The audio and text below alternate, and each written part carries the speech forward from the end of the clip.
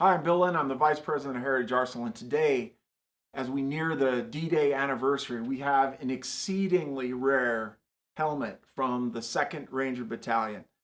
This helmet has all the tack marks, beautiful patina, vintage, front seam, has a lieutenant's insignia on the front.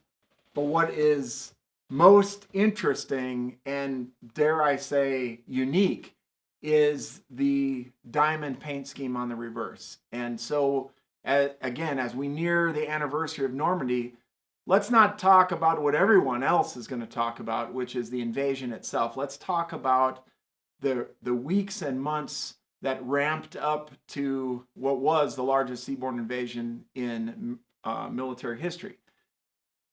We are at Slapton Sands in southern England, which 3,000 residents of that coastal village were evacuated to benefit the Allied troops that were rehearsing their important roles on D-Day. They were using the streets, they were using the tides, they were gauging how they would actually breach the seawall. And it was during this time that helmets were painted in such a way to distinguish individuals from particular units from soldiers in another. And the 2nd Ranger Battalion was no different. They were there at Slapton Sands in May of '44. And in order to distinguish those Rangers from the other soldiers on the beach, they painted this diamond paint scheme. What happened is they discovered during that training period that the white background of this diamond did not contrast well with the white sands on not only at Slapton Sands in the southern coast of England, but what would be also the French beaches.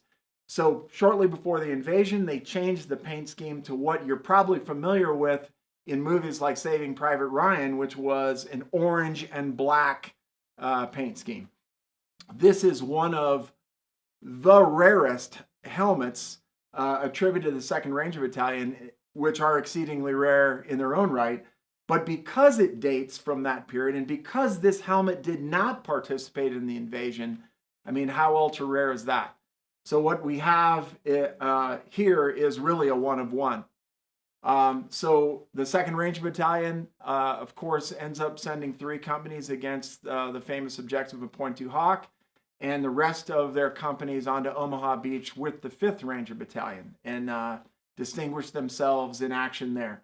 But as we ramp up to the D-Day invasion, we wanted to give you a piece of the history that won't be discussed anywhere else, which is this critical period at Slapton Sands where actually the Germans attacked the training force and killed 800 American soldiers, which the information which was suppressed completely because of the fact that that tipped our hand, and that the Germans could have been basically alerted to the fact that the invasion was imminent.